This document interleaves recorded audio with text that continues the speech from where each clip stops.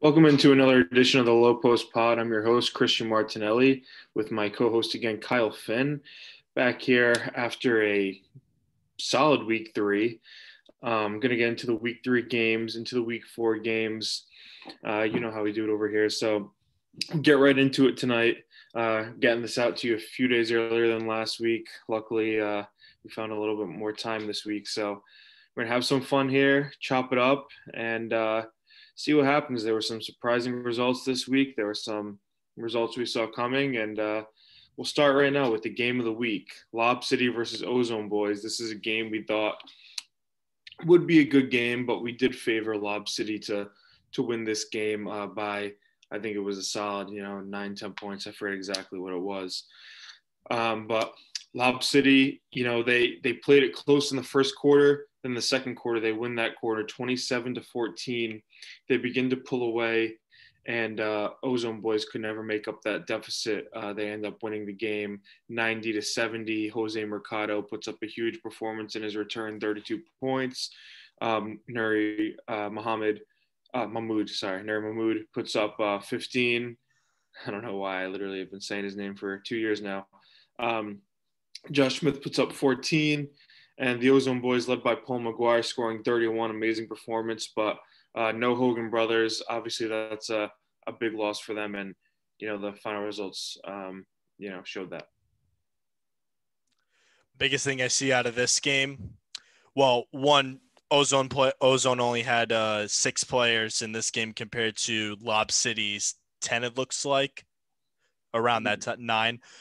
They definitely had more players. Players were getting more rest and stuff, and Lob City was just taking smarter shots. The top 4 players of the night in terms of points wise all shot better than 60%, which led to 62.5% field goal shooting, and they out rebounded them big time, which I think is a stat that doesn't get enough attention.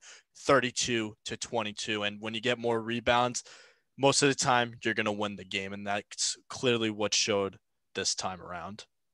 Yeah, 100%. This was a great performance from Lob City. Ozone Boys, not sleeping on them, but Lob City is just a little better and bigger at this point, and this is what they're capable of. They can do this on a weekly basis to any team in the league. So Ozone Boys down 2 of their best players, Lob City back to full strength, and you know what? We kind of saw this one coming a little bit. It was a little wider margin than maybe we would have thought, but either way, we knew Lob City might come out on top here. I don't mind this loss by the Ozone Boys. Sometimes losing can actually be the best thing for you. It helps you change your strategy around. You can look forward to your opponents and see where you're really going to take advantage of the wins and losses. Mm-hmm. And this is definitely just a learning experience, and this is their first time losing this year, so I don't think this is really going to affect them that much. They'll change a few things around for next week, but I think they'll be ready to go for next week. Yeah, they'll be good to go, and I think they've shown all season and the last season as well that they're a very, very solid team, well coached. So yeah, they have nothing to worry about really. Going into the next game, Werewolves, who are 0-2, a surprising team, although they had played 2 very good teams, playing against Ball Don't Lie, a team we didn't really know much about. Had struggled the first 2 weeks, but got to give it to Ball Don't Lie. They came out, they put on a decent performance here. The scoring still wasn't there, but they were able to hold the Werewolves 67 points, keep it close, and only lost 67-58. But this is a great win for the Werewolves to finally get that W they were looking for. Brian Heston, we thought he might do, came out with a massive performance, 26 points, 19 rebounds, unbelievable, 8 offensive rebounds. So you see how hungry he was. And the other side, Grant Rosenberg with a strong 33 points. He's probably averaging, 27, 28 a game this season so far. He's been great, but Ball Don't Lie struggling to find points from anywhere else. Was this game on your court? I can check real quick. It was not actually. Yes, it was. So I can tell you about this game. Ball Don't Lie, as you can clearly see by the numbers, 21 of 64. They had difficulty shooting the ball because they were pressured on defense. Well, Werewolves defense, Ball Don't Lie offense. The Werewolves were just getting all up in their grill, making them so uncomfy. There was a few times where Ball Don't Lie was able to slip through take advantage of either the free throws and get a nice layup or two and one calls. But for the most part, not so good shooting, not so good 3-point shooting. And there wasn't very much on defense too, because Werewolves out-rebounded them by a decent margin, 41-29. I do have to give a shout out to Grant Rosenberg. He kept them in there as best he can. 11-26 shooting, 33-point performance. But Ellis, Elgorn, Harrison, Igor, Nick Pasha, they're the ones that are gonna have to step up, because 20% shooting on the night just isn't going to get it done, especially in the legacy leagues. Yeah, it's tough. Ball don't lie. The offense, defense, this game they showed isn't that bad, but the offense has to come around, and it's got to come from someone not named Grant Rosenberg. Werewolves, happy to see them back in their winning ways. They deserve to win after 2 tough matchups to start the year. Again, some of those guys towards the bottom of the bench and maybe not the star players, they got to pick up the scoring a little bit. There's only 2 guys in double figures. 67 won't win you many games in this league. So the Werewolves, I know they're good. I think they're going to figure it out here, and I think they're going to be a team that finishes towards the top of the standings. So I'm happy to see them grab their first win of the season. I'm sure there'll be more to come. Biggest thing for both teams, they got to practice their 3-point shooting wide open, because they missed a decent amount of wide open threes. Mm-hmm. Because if either one of these teams was able to capitalize on their 3-pointers, this would be either a big win for Ball and Lie or an even bigger win for the Werewolves, because there's about 25-ish missed threes by Ball and Lie, and there's about 20 here by the Werewolves. 3-pointers can make a big difference in basketball. They sure can. And going on to 2 teams that actually have in the past relied on the 3-ball very much. Duyer's boys, they broke the record a few years ago for most threes in a season. Halfway Crooks, they have some good 3-point shooters. So this was a matchup that I knew Halfway Crooks could put up a good fight, but I thought Duyer's boys would always pull away. And that was pretty much the case. At halftime, it was only about a 5-point game. Duyer's boys had the lead. But then, the cream really rose to the top here. We saw Duyer's boys outscore them 29-17 in the third, 20-15 in the fourth, and really put them away to kind of cruise to an 84-62 win. John Kutu comes back strong, 27 points, 16 rebounds, 7 of those offensive, 4 assists. Unbelievable game from him. Vincent Volpe again, another great efficient game, 21 points, 8 rebounds. Zach Tartaglia putting in 13, Brian Yarcy putting in 10. Shane Patrick putting in 6 and 9 rebounds. I mean, this is just a deep team. They're a very deep team with a lot of star power at the top. Their stars are very efficient. They can get to the rim. They can shoot threes. They can play defense. They really do it all. The Halfway Crooks, Brandon Sweeney, he had an amazing game, 21 points. But then after that, there wasn't much to show for it, all single-digit scores. So Duyer's boys, man, they're just a tough matchup for everyone. I'm so happy they finally got to 1 in the power rankings like they deserved. Everyone kind of woke up and realized that they're the number 1 team in this league until they lose. So yeah, Duyer's boys again, man, they just keep it rolling. A solid competitor in the Halfway Crooks, but they didn't have the answers for what the Duyer's boys were bringing. It's going to be interesting to see who's going to be able to stop the Duyer's boys. Because right now they just look so unstoppable.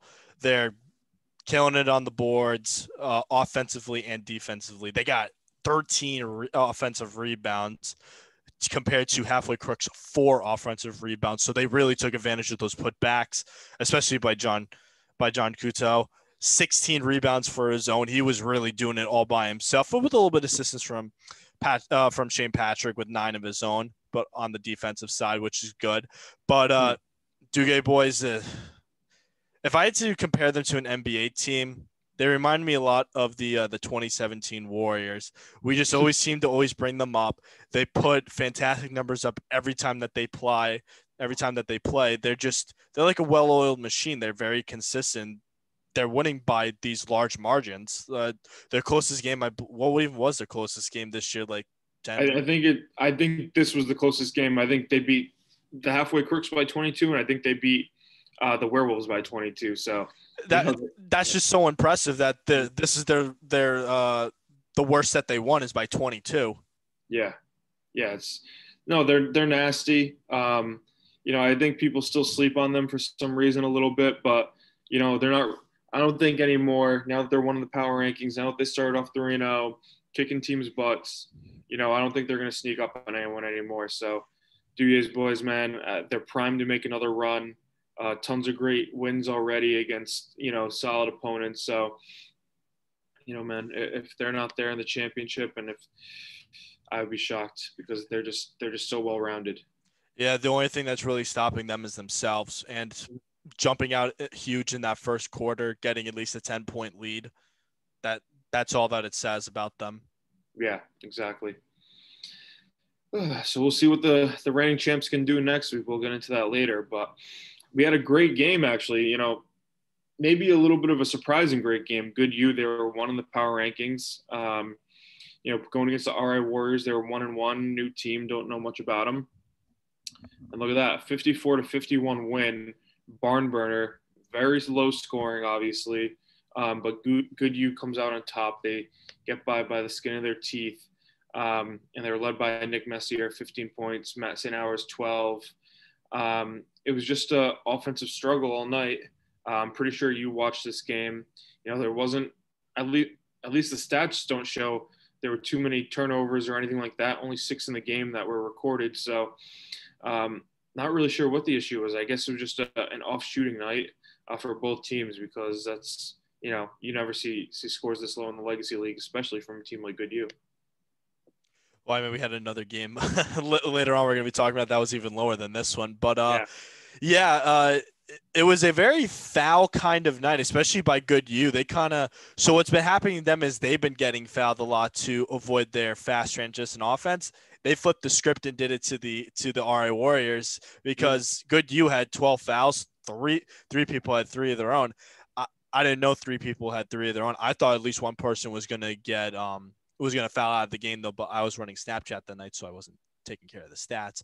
But very slow grinding game, very close defensively, and it actually came down to a Nick Messier 3-point shot with about a minute to go in the fourth quarter that actually won this game. And then it went back and forth with fouling, and then it simply just came down to who's the better free throw shooters. As you can see, Good U was clearly the better free throw shooting with 77.8, 14 of 18. Impressive. Yeah, Good U, and in very Good U fashion as well. They hit the 3-pointer to take the lead, and there's no celebration, nothing crazy happening, just some high fives and get it back together on defense. It's pretty funny watching them work. They don't get all hyped up. They're just all business, and whatever. You can look at the result and say, oh, that's not great, whatever. But good teams find a way to win. Good U, they're a good team, says it right in the name. So yeah, they did it. They can beat you high scoring, they can beat you low scoring, they can beat you in a normal scoring game. So they're just proven over and over that they are one of the elite teams in this league, and the RI Warriors definitely made a statement. Very impressive from them.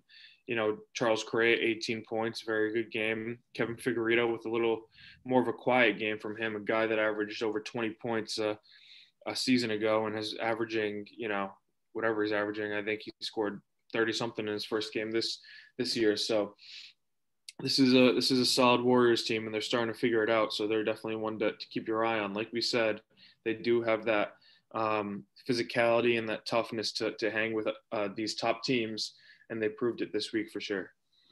Yeah, I like that Kevin Figueredo in other ways is contributing still, not just only by points, but grabbing boards on defense. He led his team with 9, and he still actually had 2 blocks. So he was a menace down on D, though. It literally, had it not been that 3-point shot made by Nick on Good U, this game could have potentially gone into overtime with a toss up to anybody.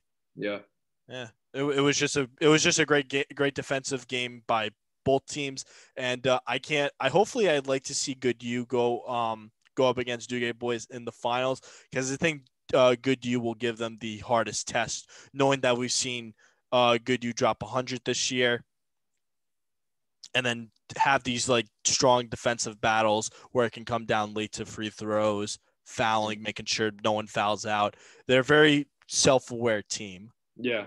They're smart, they're tough, and they can win anyway. That's why good U, they're always going to be extremely dangerous. And now going to two teams that we may not look at as dangerous teams, but here's a team in Sin City. They've racked off 2 straight wins, obviously against what we might call bottom of the barrel competition, but a win's a win, and they squeaked this out. And funny enough, we made this game a pick 'em. I think I chose Sin City, you chose the Mambas, and it ended up being a 1-point game. It lived up to the hype. Favor. Yeah, it sure did. You guys don't think we know what we're talking about. Come on. So, 90 to 89, great game, back and forth all game. Sin City won a quarter, then Mambas won a quarter, then Sin City, then Mambas went back and forth. They're unbelievable. So, strong performance from Sin City, though. They had 1, 2, 3, 4, 5 guys in double digits. That's unbelievable. And Terrence Gallo wasn't even one of them, and he's a great player. And then we see from the Mambas, 3 guys scoring 22 points. John Guyer scoring 17. So, great game from these guys. I'm not sure if you got to watch it. I assume this was on court 3, but I could be wrong. This is on court 1. I was not able to watch this. Okay. Yeah. All right. But great back and forth game, and, kind of unbelievable how close it was, seeing that we predicted it to be that way. Yeah.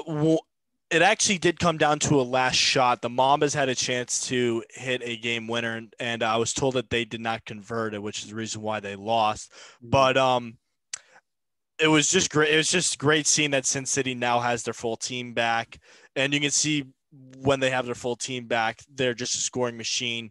23 and 16 from the Gallo brothers, Trey and Tony, 16 from Jimmy Stanfield, and they contributed in many different ways of their own, like Trey Gallo, 12 defensive rebounds, 2 steals, 6 steals total on the night for the team. They find ways to contribute. 40 rebounds on the whole team for Sim City, but I got to give it up to the Mambas, though. Very consistent with the 8 field goals. I just find that ironic considering that it was the Mambas. Right. Yeah. But they finally found their shooting stroke, it looked like, because they shot well around 50%. Everyone on the team and all 4 of the 6 teammates scored above 10 plus. So I would like to see them continue this because they can put up a few more wins just before the season ends and maybe sneak into the middle area. Yeah, I don't think this Mambas team is going winless. This is a solid team, although I assume they're last in our power rankings today. What are you gonna do? Tough game against a tough Sin City team, a team that's getting hot. The Mambas are figuring it out, man. They're figuring it out. Maybe they can get one more guy on their bench. I'm not really sure. I thought they usually had more than 6. So they do have more than 6. Yeah. So they could use a little bit more help off the bench there.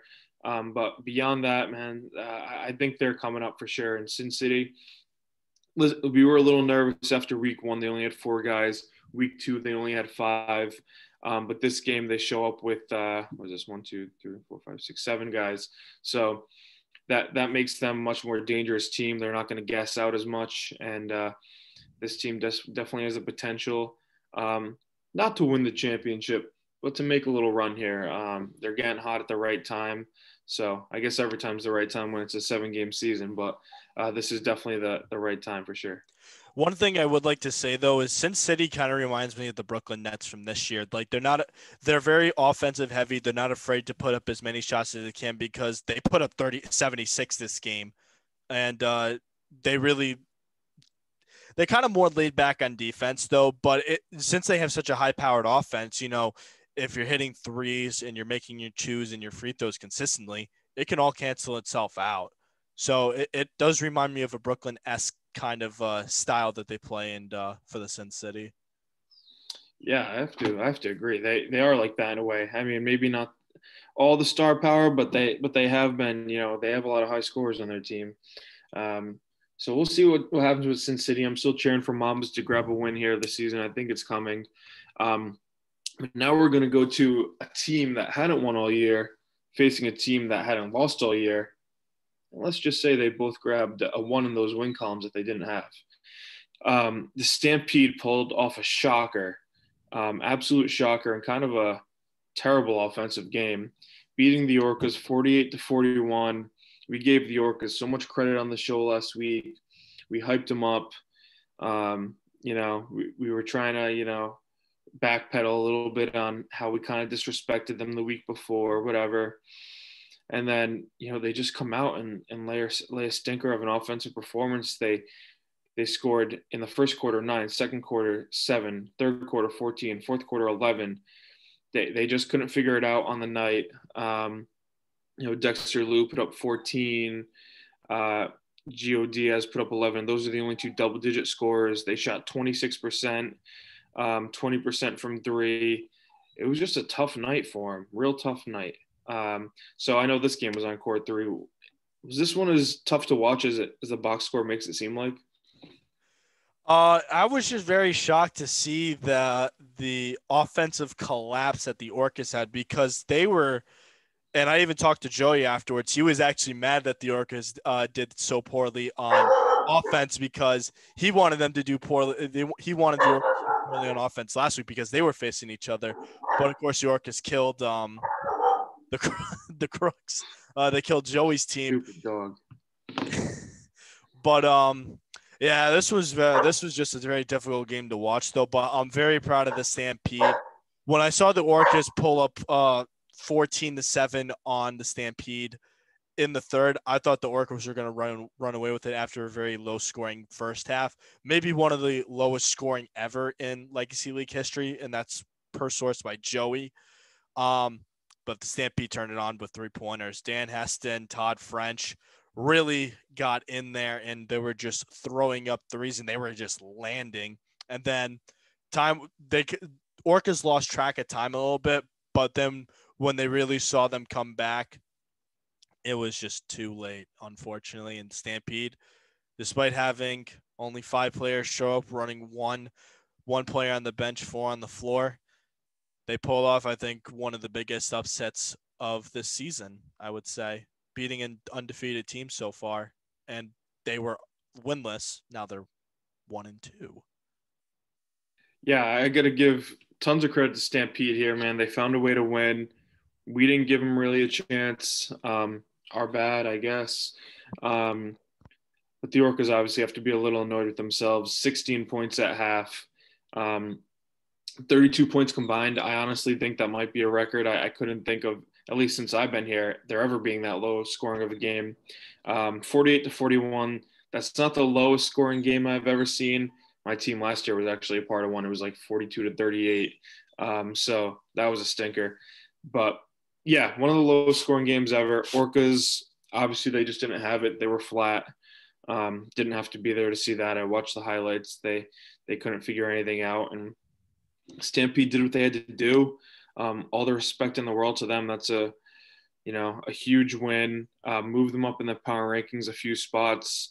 And now the Orcas have to come back strong because, last week we were giving them all the props, calling them apex predators, this, that, and the other. I didn't want to get roasted again. And it was. I think you might be getting roasted this week. Hey, listen, we haven't picked their game yet. That is true. We'll see what happens. Biggest thing I gotta say for the Stampede though is the reason why the Orcas were dominant in quarter 3 was simply because of the turnovers. 13 turnovers to the 6 of the Orcas, 4 from Todd French and John Peterson. They got to lower down that turnover rate to give themselves a better chance of winning, because they were basically almost giving them the Orcas free points, but just Orcas were not converting on them. That's the reason why Stampede was able to squeak by this one. Yeah, that's sloppy. You can't have that many turnovers and expect to win. But either way, shout out to Stampede, first win. I think that leaves the Mambas and Ball Don't Lie as the only winless teams left. So we'll see if they can get on the scoreboard this week. I don't know. But before we get into this week, let's talk quickly about who your player of the week was, in your opinion. It's got to go back to the Dugue boys again. Like I don't want to keep choosing them though, but they just keep doing it. They earn it. Yeah, I gotta give it to John Guto. Like you just don't come in and shoot 63% from the field and not earn it. You put up 16 rebounds on the team. Yeah. You basically doubled everyone on your own team. Uh, I don't know how I can't choose them. 2 steals, 4 assists. He was a team player, and that's what you need to get everyone else going in order for the team to elevate themselves. And that's simply what John did this week. Yeah, he's an animal. I was happy to see him come back after grabbing I don't know what it was, a little cut last week.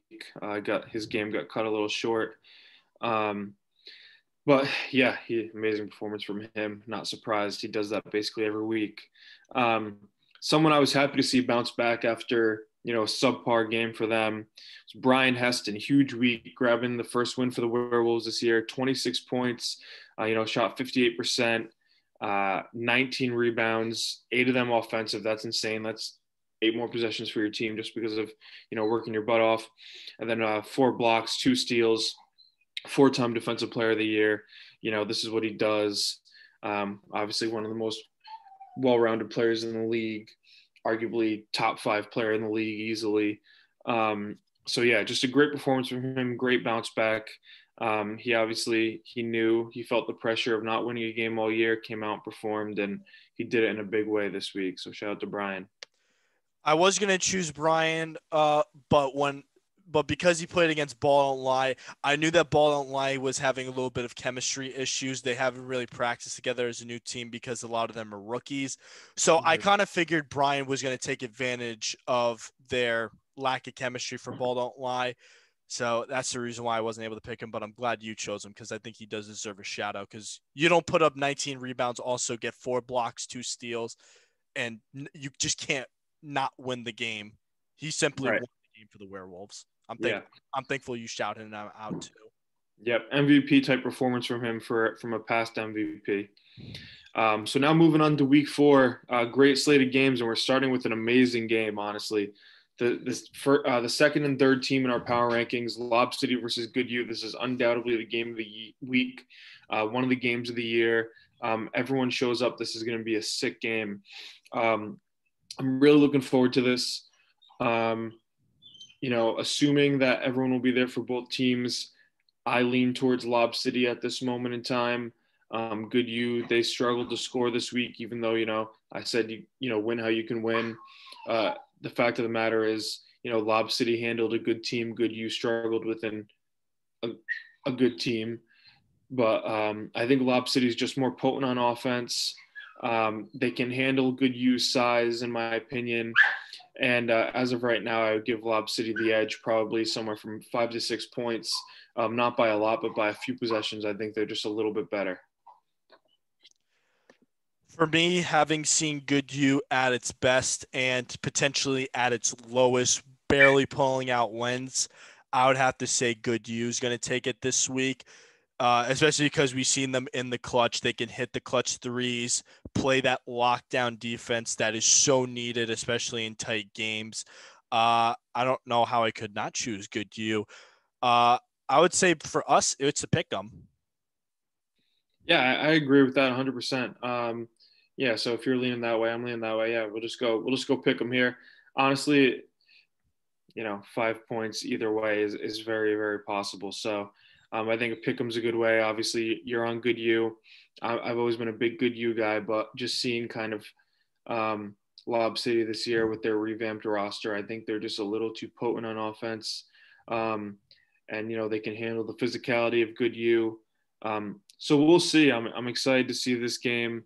But for right now, I'm going to go with Lob City, winning by probably 2 possessions in my mind. Yeah, I'd say that's pretty accurate. Yeah.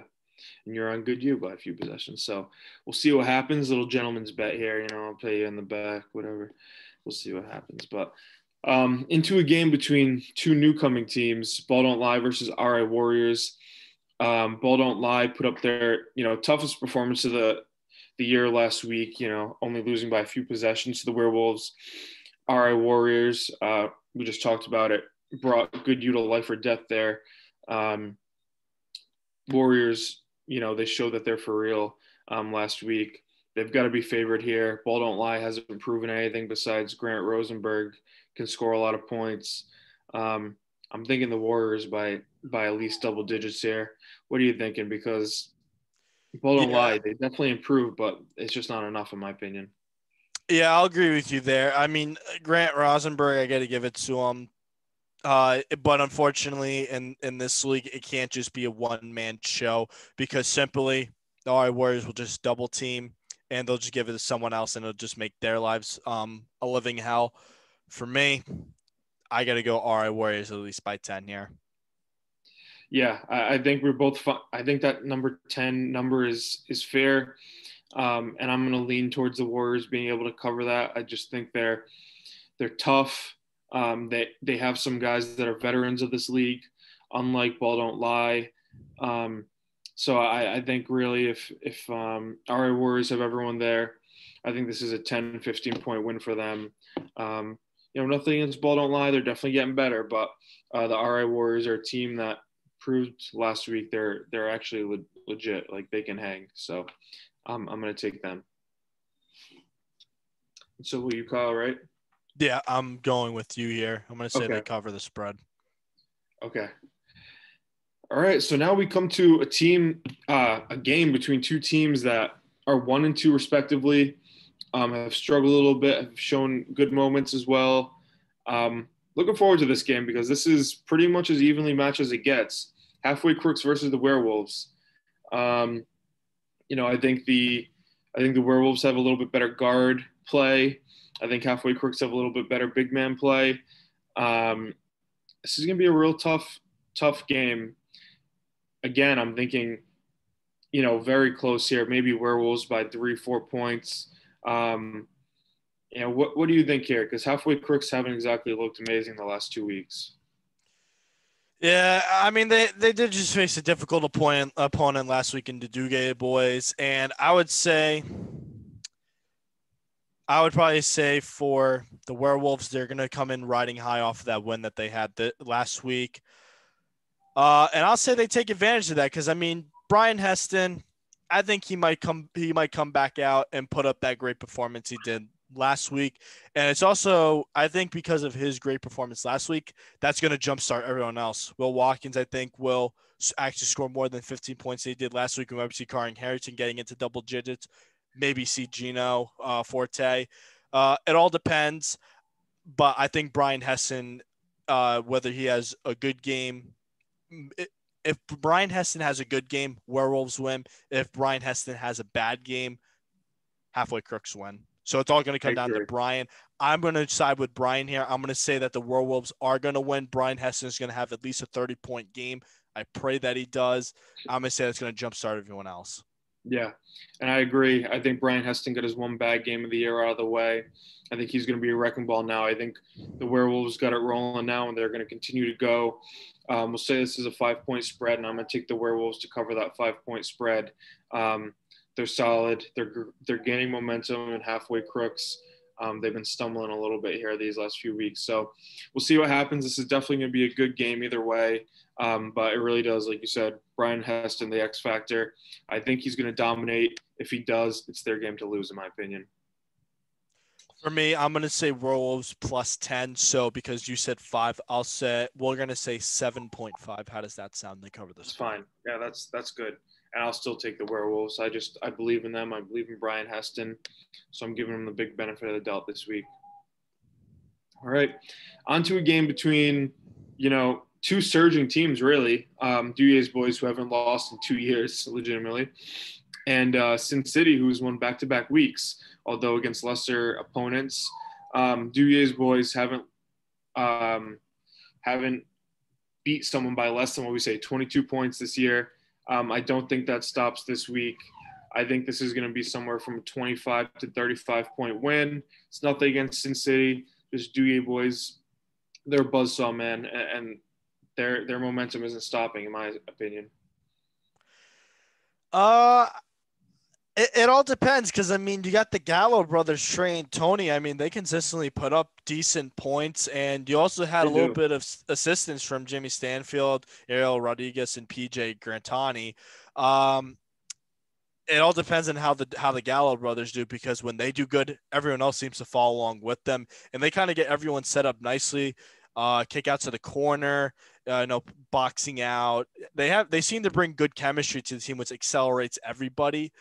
Uh, it's going to be a close game, but I'm still going to pick the Duguay boys. I'm going to say by 5, Wow, plus 5. 5. We're totally different ends here. Totally Yeah. different ends.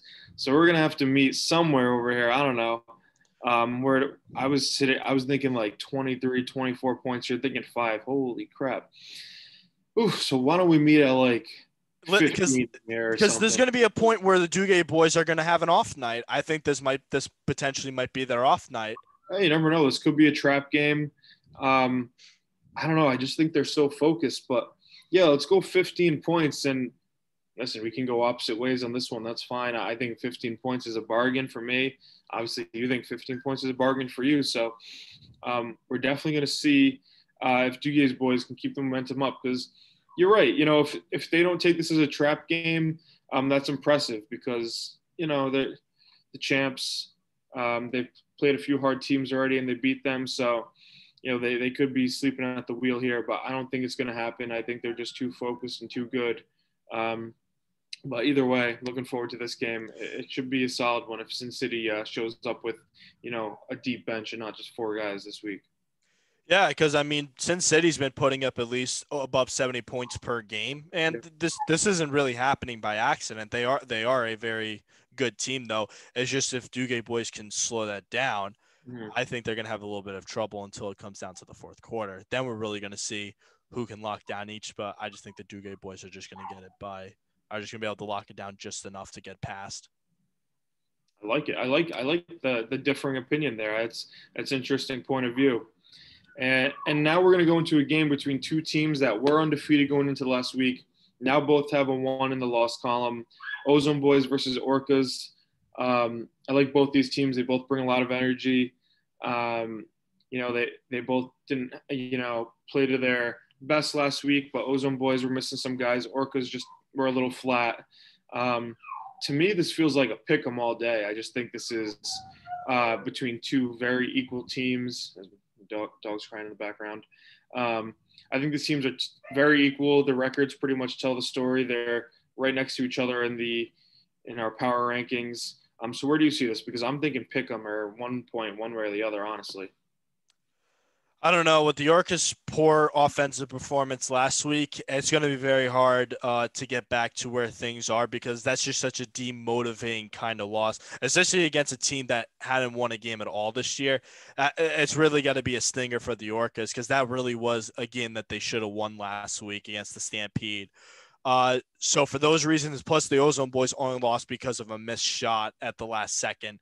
So because of that, I'm going to choose the Ozone Boys by 10. Ozone Boys by 10. Wow. Mm-hmm. Oof. I mean, they're possible. It's very possible. They can blow up just like nothing. They have the capability to do that. Orcas, I think they're going to come in hungry, though. I was going to pick the Ozone Boys to win this by a few points. So you're thinking 10. I was thinking a few points. So we can say 5. I agree Um, with you. and I'm actually I'm gonna take the Orcas to cover that. But I do think that the Ozone Boys are going to win. This is going to be a tough game, one possession game in my mind. Ozone, if they have the Hogan brothers, though, 10 points with you, that could be very, very possible. I got faith in them. Hey, for good reason. They're a solid team. Their only losses to the team that's what, second or third in our power rankings. Lob City, obviously one of the best teams in the league. Then get into our last game of the week. It's not the best game in the world, but it could be a close game. Mambas versus Stampede. Mambas, again, coming off a tough loss, losing by 1 point. Stampede coming off a great win, outlasting the Orcas here. I think this is the Mambas game to win. I hate picking against the Stampede after they proved us wrong last week, but the Mambas are coming on strong. They scored 90 points last week. Stampede still was, having trouble getting the ball in the hoop. I think this is the Mambas by a few points, but let me know what you're thinking. I want to. It's difficult because Mambas did put up a great offensive performance last week. For me, I want to ride the Stampede because they proved that they can be a top tier team like the Orcas. It took the Orcas having a bad shooting night though, but the Stampede really showed that in the final minutes, they can clutch up and win it. So, plus it all depends on if everyone on the Mamba side is going to show up. Same with Stampede though, but I think the Stampede can do it.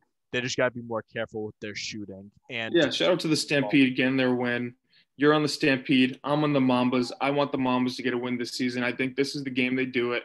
I'm looking forward to week 4. I'll see you guys there. I'll actually get to come this week. I hope you guys all have a great week. Happy we got this out sooner for you guys. I'm Christian Martinelli. That's Kyle Finn. Ignore what it says in the corner. I am Christian Martinelli. And thanks for listening to the Low Post Pod, guys. Everyone have a great one.